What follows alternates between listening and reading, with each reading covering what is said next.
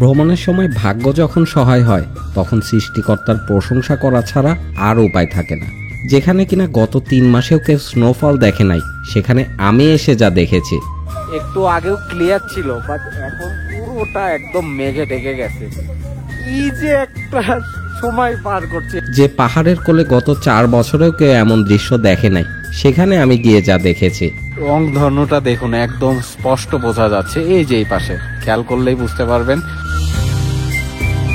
Dear viewers, আমাদের এবারের ভ্রমণ গল্পটা এমনই হতে চলেছে, যা দেখে আপনার শরীর ও মন দুটোই ঠান্ডা হয়ে যাবে।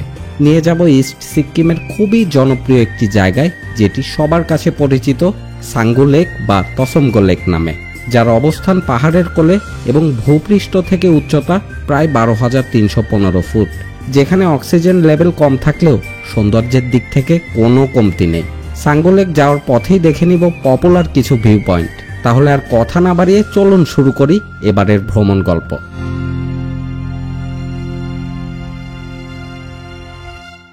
শুভ সকাল সবাইকে। সকাল 7টা বাজে ঘুম থেকে উঠলাম, আর ওঠার পরেই ফিল করছি যে বাহিরে অনেক ঠান্ডা, রুম থেকে সেটা অনুভব করতে পারছি। তো গুড নিউজ আর ব্যাড নিউজ দুইটার মধ্য দিয়ে আজকের ভিডিওটা শুরু করছি।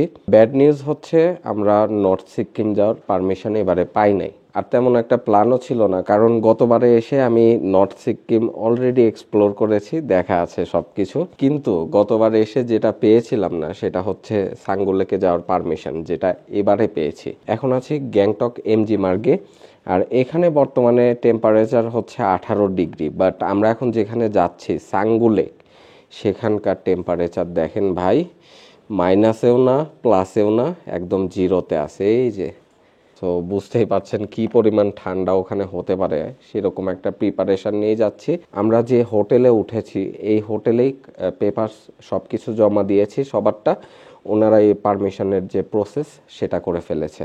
তো এখন যাব নিচে, আমাদের গাড়ি অলরেডি চলে আসছে। পাহাড়ি রাস্তায় গাড়ি দাঁড়ানো তেমন সুযোগ নেই, তাই আমাদের ড্রাইভার ভাই সবার ব্যাগপত্র নিয়ে দ্রুত গাড়িতে উঠে যেতে বললেন।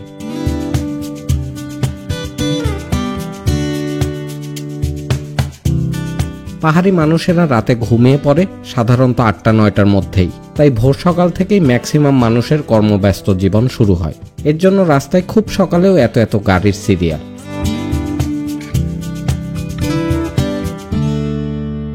কথায় আছে দিনের শুরুই নাকি বলে দেয় পুরো দিনটা কেমন যাবে।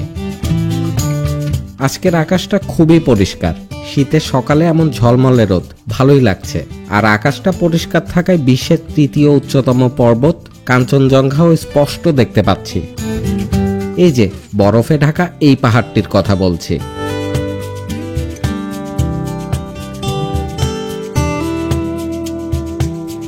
লেপচা ও ভুটিয়া সম্প্রদায়ের প্রচলন এই অঞ্চলে বেশ ভালোই, তাই বৌদ্ধ ধর্মাবলম্বীদের সংখ্যাও তুলনামূলক বেশি। চলে এসেছি 3rd মাইল চেকপোস্টে। গতকাল যে পারমিশনটা নিয়ে রেখেছি সাঙ্গুতে যাওয়ার, ওই পারমিশনটা এই যে সামনেই চেকপোস্ট আছে, এখানে দেখা হবে। এই প্রসেসগুলো আগে বজরাতে হতো, এখন এখানেই হয়।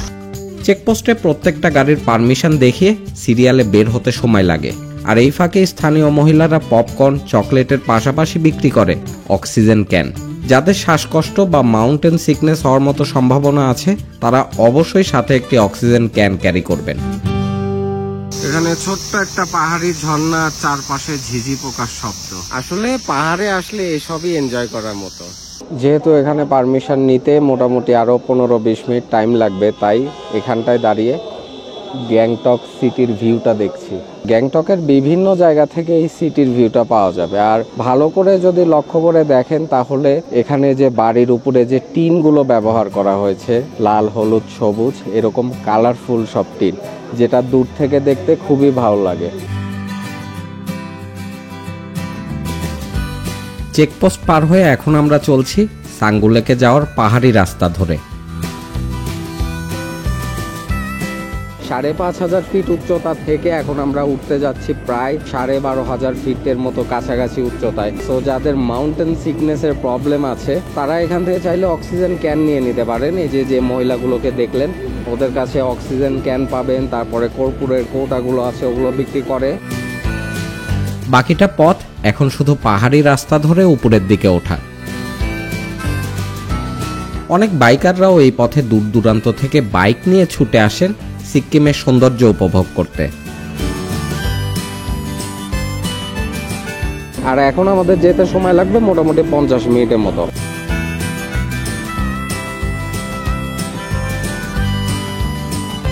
সামনে দেখতে পাচ্ছেন এগুলো পাইন গাছ, যেগুলোকে আমরা ক্রিসমাস ট্রি হিসেবেও চিনি।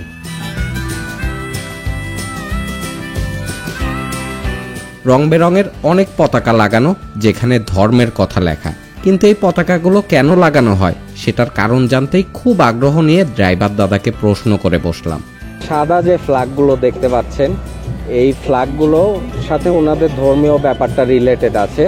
যখন কোনো বুদ্ধিস্টের মৃত্যু হয়, তাদের পুনর্জন্মের জন্য 108টা করে এরকম সাদা হোয়াইট ফ্ল্যাগ লাগানো হয় এবং এই ফ্ল্যাগগুলোতে তাদের ধর্মীয় কথাবার্তা লেখা থাকে। আমাদের ড্রাইভার দাদার সাথে কথা বলে আরও যে ব্যাপারটা জানলাম, এই যে ছোট ছোট যে কালারফুল ফ্ল্যাগগুলো দেখতে পাচ্ছেন না, এগুলো ওরা বিভিন্ন উইশ করে লাগায়। যেমন ধরেন যে যাদের সংসারে ভালো কিছু হচ্ছে না বা কেউ অসুস্থ, কোনোভাবেই সুস্থ হচ্ছে না, ধরনের বিভিন্ন প্রবলেম থাকে মানুষের লাইফে, বিভিন্ন ধরনের উইশ করে দেন ওই ফ্ল্যাগগুলো লাগাই দেয়।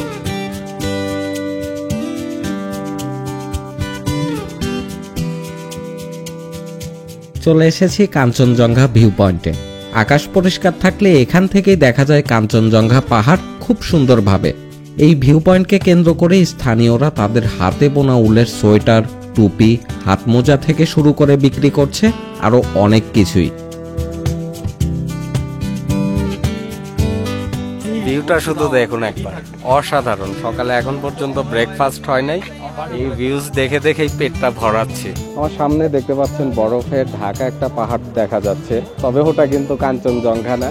কাঞ্চনজঙ্ঘাটা হচ্ছে এই পাশে, যেটা এখন মেঘে ঢেকে আছে। যখন পরিষ্কার থাকে সবকিছু একদম ক্লিয়ার দেখা যায় এখান থেকে কাঞ্চনজঙ্ঘা। এই পুরো সিকিম ট্যুর জুড়েই কাঞ্চনজঙ্ঘা দেখার আরো অনেক সুযোগ পাবো, তাই আপাতত কাঞ্চনজঙ্ঘা দেখতে না পাওয়ার কোনো আফসোস নেই।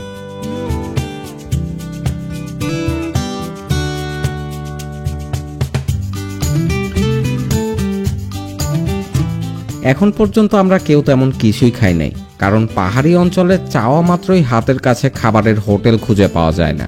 চলার পথে অনেক দূরে দূরে দেখা মেলে একটি করে হোটেলের। আমরা আপাতত এখানেই যাত্রা বিরতি দিলাম, আর হোটেলের জানালা থেকে চারপাশের ভিউটা দেখুন একবার।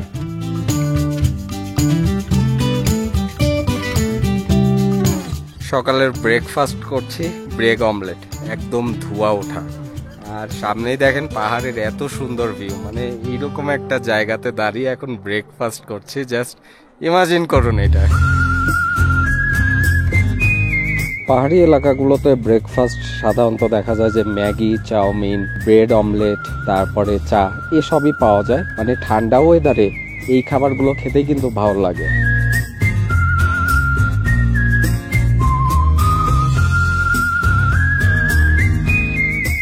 প্রায় 1.5 ঘন্টার এই পাহাড়ি পথ এবং চারপাশের ল্যান্ডস্কেপ বেশ উপভোগ করার মতো। তবে ফেব্রুয়ারি এবং মার্চের দিকে এদিকে প্রচুর তুষারপাত হয়, আর তখন এই রাস্তাও বরফে ঢাকা পড়ে। সেই সময় সাধারণত সাঙ্গুতে যাওয়ার পারমিশন পাওয়া যায় না, আর যদিও বা পাওয়া যায় তবে সেটা হবে আপনার জন্য বেশ চ্যালেঞ্জিং একটা জার্নি। আমরা এখন বর্ডার রোডে ঢুকে পড়েছি। সামনেই রয়েছে আর্মি ক্যাম্প, আর চায়না এবং ভুটান সীমান্তের অনেকটা কাছেই আছে এখন। বুঝতেই পারছেন খুবই স্পর্শকাতর জায়গা পার হচ্ছে আমরা এখন। আর একটু পরপরই সেনাবাহিনীরা তাদের গাড়ি নিয়ে এলাকা টহল দিয়ে বেড়াচ্ছে। রাত দিন 24 ঘন্টায় তাদের এভাবে সজাগ থেকে দেশের সুরক্ষা নিশ্চিত করতে হয়।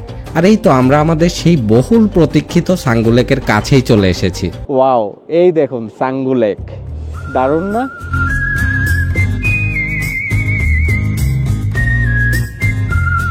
ভাগ্যটাও আজকে ভালো বলা যেতেই পারে, কারণ স্নোফল হচ্ছে। এই ক্যামেরাতে বুঝতে পারবেন কিনা জানি না, অল্প অল্প স্নোফল হচ্ছে, খুবই ঠান্ডা বাতাস, অনেক ঠান্ডা লাগছে এখানে। আর এখানে যখন টেম্পারেচার আপনার মাইনাসে চলে যায় তখন কিন্তু এই পানিটা বরফ হয়ে যায়, বাট এখন মাইনাসে নেই, জিরোতে আছে। খুবই সুন্দর একটা লেক, হাই অ্যালটিটিউডের উপরে এরকম একটা লেক। বাংলাদেশিদের জন্য কিন্তু এই সাঙ্গু লেকের পরে আর যাওয়ার পারমিশন নেই। আর যারা ইন্ডিয়ানস আছে তারা এরপরে বাবা মন্দির আছে, তারপরে চায়না ভারত বর্ডার আছে, সেই পর্যন্ত যেতে পারে। আর এই দেখুন পিছনে দেখতে পাচ্ছেন ইয়াক। এখানে আসলে আপনারা এই ইয়াক রাইডটাও নিতে পারবেন। পুরা লেকের আশেপাশে এটা ঘুরে দেখাবে।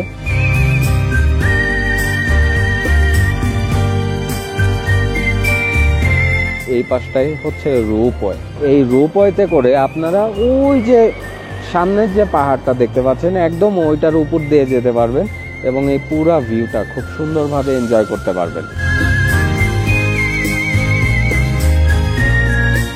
আপনারা যারা রোপওয়ে রাইডটা নেবেন তাদের জন্য টিকিট প্রাইস পড়বে 360 রুপি করে।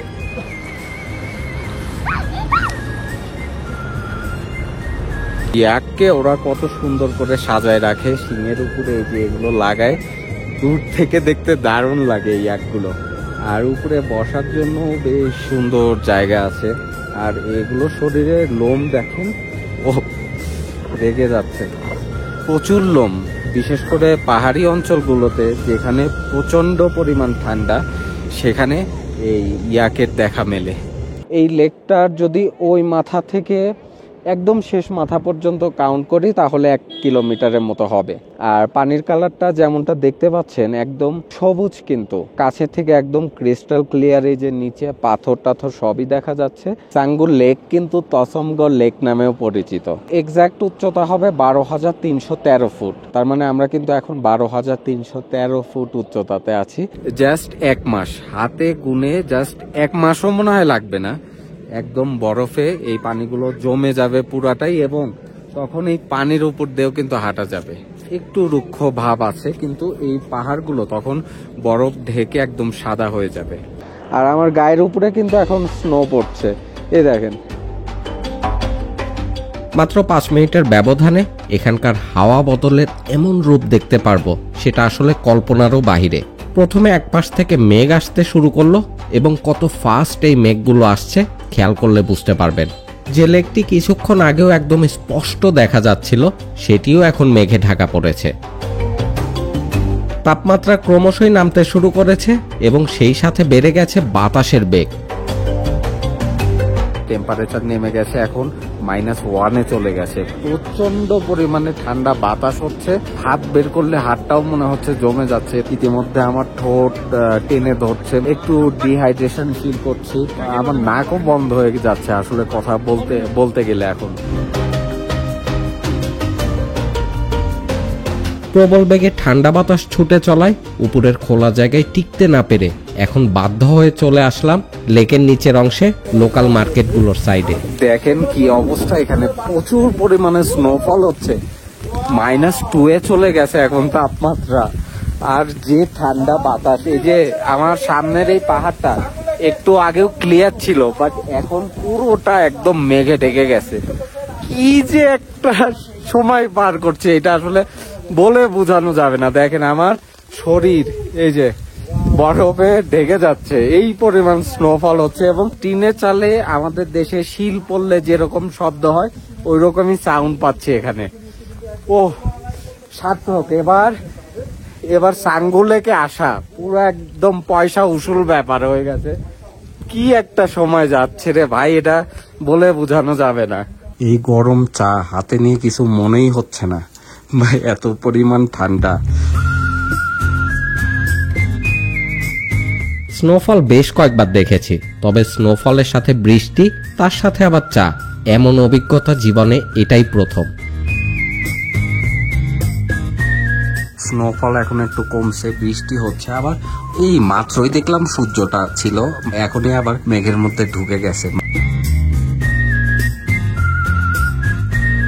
দারুণ কিছু অভিজ্ঞতা নিয়েই সাঙ্গু লেক থেকে ফিরছে এখন, এবং ফেরার পথে আমাদের ড্রাইভার দাদার কাছ থেকে ব্যাপারটা প্রথমে জানতে পারলাম যে গত 3 মাসের মধ্যে তারা এখানে কোনো রকম স্নোফল দেখে নাই।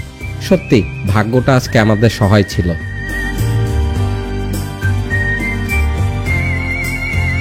ফিরতি পথে এখনো কিন্তু অল্প অল্প স্নোফল হচ্ছে, আর এসবের মাঝে যেখানটায় যাত্রা বিরতি দিয়েছি সেখানে দেখেন কি অবস্থা। রং ধর্মটা দেখুন একদম স্পষ্ট বোঝা যাচ্ছে, এই যে এই পাশে খেয়াল করলেই বুঝতে পারবেন।